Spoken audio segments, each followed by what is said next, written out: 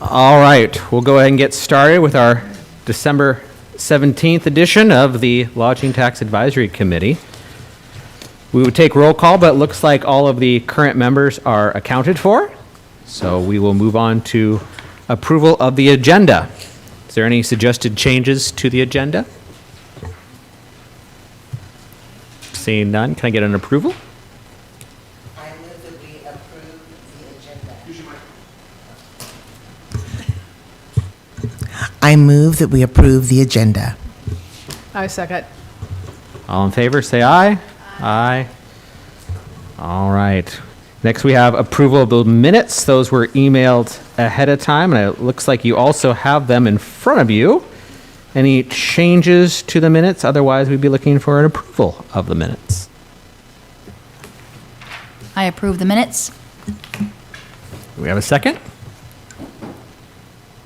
I second it.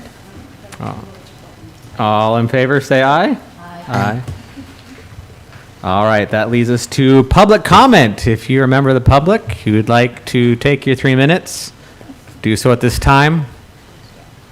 Going once, going twice. All right, that brings us to bylaw review, where we will turn it over to our Deputy City Administrator, David Goldman. Good afternoon, David Goldman, Deputy City Administrator, Finance Director. So you should have a copy of the bylaws you should have a clean copy and also have a copy with the red lines. So I'll just kind of go through the substantive changes in the red lines. For example, I'll probably ignore capitalizing the R in the review in section 2 because that's just a typo. So under membership appointment, there's a new section 2. It reads, the mayor or designee will interview qualified applicants for appointment before being confirmed by the city council. That's something that we've been putting in various bylaws for the committees that the city has. So that'll just be exactly what it says. The mayor can designate someone else to look at it too. Could be a council member, could be Wendy. We'll see. Next, it says one member shall be an elected official of the city. He'll also serve as chairperson. Oh, we went throughout. Whenever we saw the word chair, we put chairperson because we realized that chair is an inanimate object. So yeah, basically, the elected official is decided by the mayor and approved by the city council. Kind of standard process. Next page, B, remote attendance. This is something that we've been putting in the various bylaws for the committees that we have. It's just, if you're not going to be able to attend in person, just let the chairperson or staff liaison of the committee know at least one day prior to the meeting. And there's some other rules in there too. You could read them over and we could make comments on them as we're going, or we can just wait to the end. It's up to you. All right, wait to the end, all right. So attendance, nothing major, just chairperson. Chairperson again, 5 meetings, special meetings. If a personal notice cannot be given, written notice must be received by such members at least 24 hours prior to meeting, just like the previous one where it said a day before. More just typo, grammatical stuff. Keep going. More grammatical, majority vote instead of a majority of. Next is serial meetings. Oh yeah, that's a state law. It says that if more than a quorum is together in the same room, then you can't really discuss business on the committee or board or commission that you're on. So just be aware that if you're responding to an email and you hit reply all, that could be considered a serial meeting in violation of the law. So just be real wary of that. Just more grammatical stuff. And then looks like in section 5 on page 5 of this document, there's a bunch of things added. Just about notification of the meeting, 5-day notice, and special meetings are 24-hour notice. Procedures on addressing agenda items: shall the chairperson or city staff members or representatives of the public agencies make their presentation, and the proponents of the request of the LTAC make their case. An LTAC member who attends a meeting of the city council as a representative of the committee shall follow the following guidelines. So there's some guidelines there if you're actually going as a representative of the committee. That's something that we put in a few other bylaws for other committees, because occasionally we have people who represent maybe Marina Advisory Council or the Parks and Rec Board, coming to report to council and representing the entire committee or board that they're on. Let's see here, number 11, this is the last page. Number 11 is about removal. Members can be removed by the mayor with concurrence of city council, similar to how they're appointed. There's a few reasons there: neglect of duty, conflict of interest, and so on, or absences of more than 3 consecutive meetings. And no surprise rule. So LTAC members should use your best efforts to contact staff ahead of time if you have any questions or substantive information to provide, so we can be prepared to respond during the meeting. Because sometimes things just pop up during the course of a regular meeting, and we would rather respond, to you and give you the answer than say we have to research that, get back to you at the next meeting, which might not be for a month. It's better to kind of know ahead of time and then be able to respond to you at the actual meeting, so we can expedite your answers a little bit better.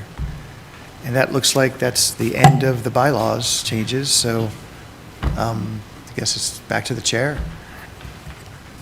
So this would be a place to provide input. Are you looking for a formal vote on this? I mean, I don't, Wendy, are we looking for a vote? Okay. All right, so this would be the time to have any comments. I will say a lot of this is kind of boilerplate that's been added to all of the committees. Some of it's a little unique, but for the most part, it's just updates. So if anyone has any questions, any suggested revisions to send to council, now would be the time to do so.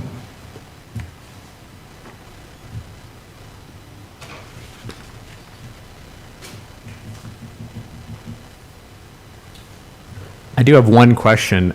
How do we, because this board is unique with the conflict part of it, are we in any risk there? I mean, this is the only, even though those that are receivers do not vote or do not score their own, they kind of vote as a package. So are we in any trouble with the conflict part? I mean, there kind of is a conflict even for the hotel folk in a way. Just reading what it says, there is a state law too regarding this, but just reading what it says here, your best bet, if you're not sure if it's a conflict or not, contact the city attorney's office or local staff. If you're not sure if there's a conflict or not, your best bet is to work with our staff liaison, Wendy, to contact the city attorney's office just to get clarification on that. That's fair. Any other questions or motions?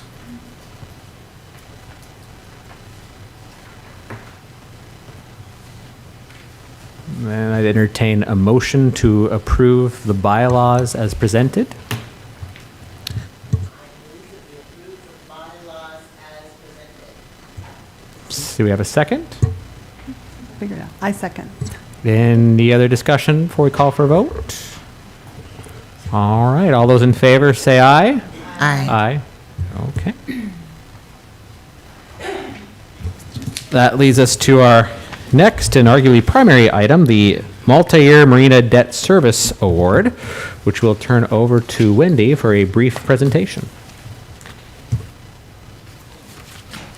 Yes, Wendy. Good afternoon, everyone. We're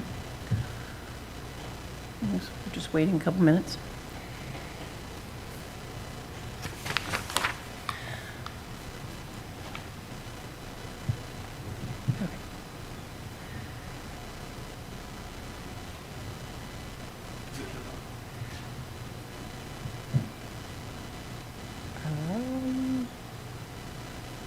On button.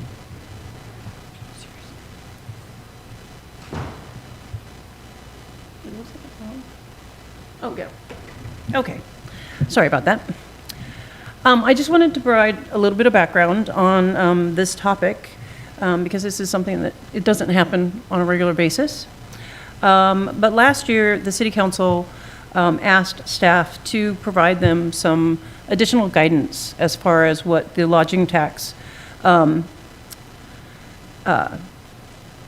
they can use the recommendations from the LTAC. Do they have to accept all of them, or can they send some back? Can they send all of them back? So we did do some research, and basically, we found that the City Council is not required to fund the full list of recommendations that the LTAC provides to them. They also may not award funds to a recipient that you don't recommend, but they also may change the amounts that you do recommend. But if they do that, they have to send that back to you as a advisory committee for your reconsideration. So they have to do that, and then you get 45 days as a group to reconsider and send it back to the council for their final decisions. And then just as a reminder, obviously the lodging tax revenues can be used for a variety of things, but it's all tourism related. So it's tourism promotion, tourism marketing, marketing and operations of special events and festivals, but also operations and capital expenditures of tourism-related facilities owned or operated by the city. And that does include the repayment of general obligation bonds or revenue bonds. And then also operation of tourism-related facilities owned or operated by nonprofits. So, at the November 18th, 2025 City Council meeting, I presented the advisory committee's award recommendations, and the City Council chose to approve all of them except the Marina Debt Service. They passed a motion to send this item back to you with a recommendation to fully fund the debt service and allocate any additional funds to do so.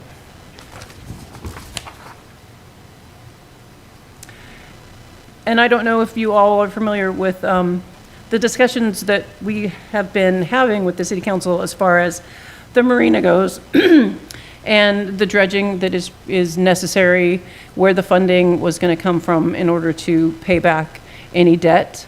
But one of the suggestions at a meeting in August was that $25,000 would be requested from LTAC to help offset the marina debt service.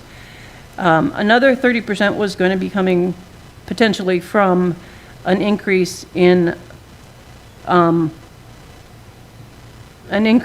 utility tax. Yeah, I apologize. The lodging tax, we were going to ask $30,000. The $25,000 was going to be a utility tax. A council member asked that if we could request $55,000 from the LTAC so that we didn't have to raise taxes. So that is what we did as a staff. And that's why you were given the application for $55,000 as opposed to $30,000. So just an overview basically of where the fund balance is at this time.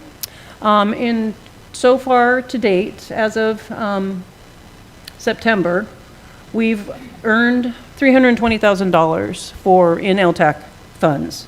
The current balance through December 11th is now $717,000, 631. We have about $31,500 left to pay out in reimbursements for 2025 grants. So that gives us about $386,000. We expect approximately another $45,000 to between October and December in lodging tax funds to come into the fund. And then we estimate $373,000 will be our revenue in 2026. So without any additional awards, that would leave $1.1 million in the fund balance. And of course, now the city council has approved $433,000 in new awards. So that drops the fund balance at the end of 2026 to approximately $671,000. If you were to recommend the 55, that would drop it down to $615,000. And if you have any questions about any of that, I'm happy to answer those. I do.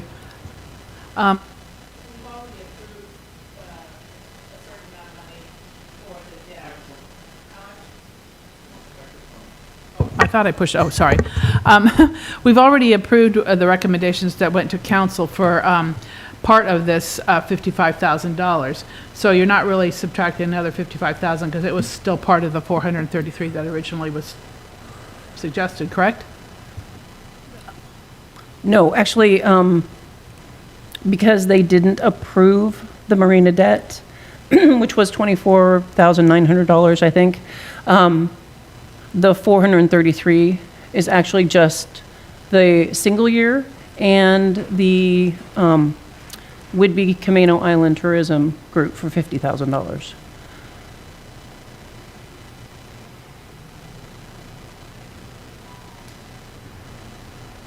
I'm going to be bold and just ask the question. The city approved all the rest of them, but I'm concerned that the city took their particular grant and decided that they could pull more money out of the fund so that their grant was fully funded when no other grantee was able to say, oh, I would like my grant fully funded as well. I have a concern about that.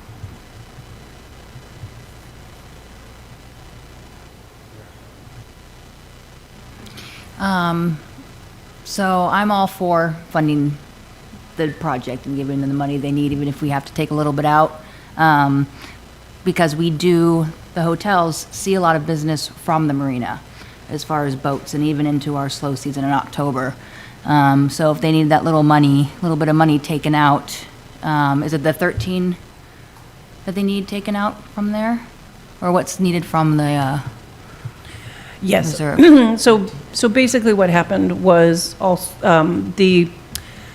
the Chalk Fest event that was supposed to happen in 2026, which the council had already approved, moving that $17,000 forward to 2026. We've since learned that they've just decided to table that event and not do it. So there was essentially $17,000 that the council had already approved for LTAC funding for 2026. But what was necessary is an additional $13,100, I think, or somewhere around that amount. So, Yeah, I'm all for taking that little bit out if we need to get this dredging fully covered. The only question I have is how long? It's for the life of the debt, so if the debt service is 20 years, it'll be 20 years. Yeah. But the amount of money, the amount of revenue generated by the lodging tax increases every year, 2-3%, depends on the year. So probably within 8 or 9 years, that 55,000 will be, made up with new revenues. And if a new hotel opens up, who knows, that'll add like a big chunk. But anyway, that's, I have another question. The grant the city submitted was a 3-year grant? It wasn't a lifetime? What was submitted was a lifetime grant. It was not a 3-year grant. The paperwork, Was well, it? Wendy will. Yeah, so that was on me. So so we've typically, the multi-years have been, at least in my time, a single year or a 3-year. And if you looked on some of the applications, I'm referring like specifically to Main Street, it did say 3-year at the top on the one. Their grant application, if we read the contents, it did ask for it for that period of time. And so when I was presenting it at the end, I made the mention that, this would be for 3 years, because 3 years is what we've done. But it is true that in the grant, it was asked for the life of the debt.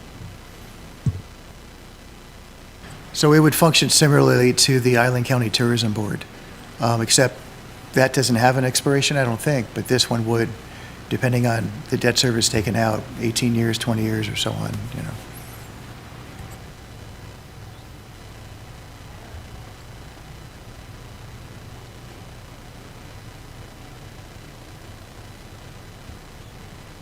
So, we can ask other questions, or we can have a motion. I would say, Margaret, to your point, which is valid, I can see that.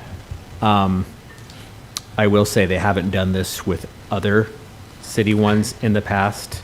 And was there another city grant that was approved this year that wasn't the full amount? Would you remind me, Wendy? There was another city grant that was not funded at the full amount. Yeah, there were some others, LTAC, you're talking about LTAC Yeah. grants? Yeah, like Parks and Rec or something, there were some other ones I That they were submitted. funded at not. This Yeah. is this particular one is unique as something that council's been talking for a while.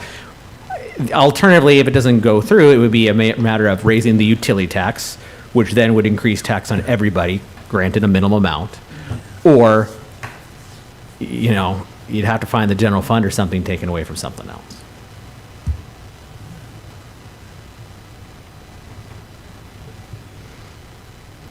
Well, I am more comfortable with using the funds for the dredging of the marina.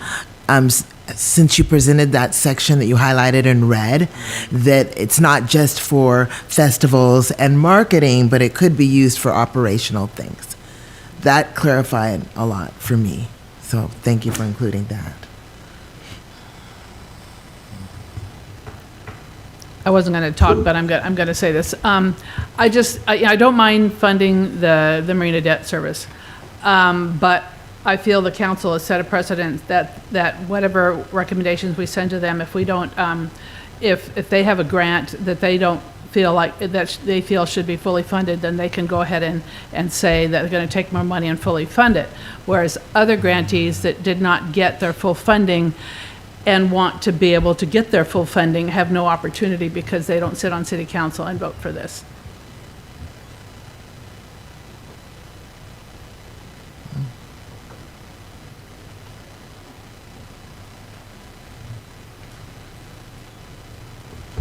Okay. Other questions or motion?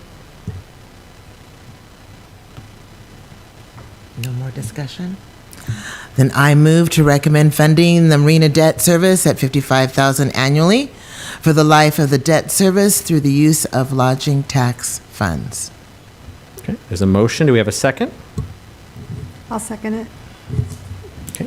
Any further discussion before we call for a vote? All right. All those in favor, say aye. Aye. All opposed?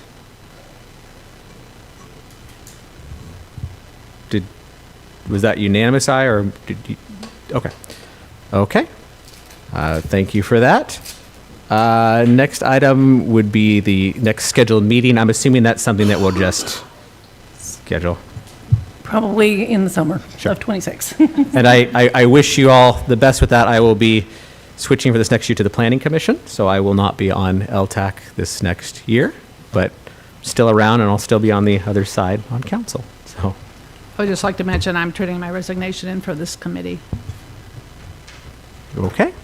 So there will be some openings both on the collector and the receiver end for those who would like to apply. So with that, can I get a motion to adjourn? I motion to adjourn. All right. All those in favor, say aye. Meeting is adjourned.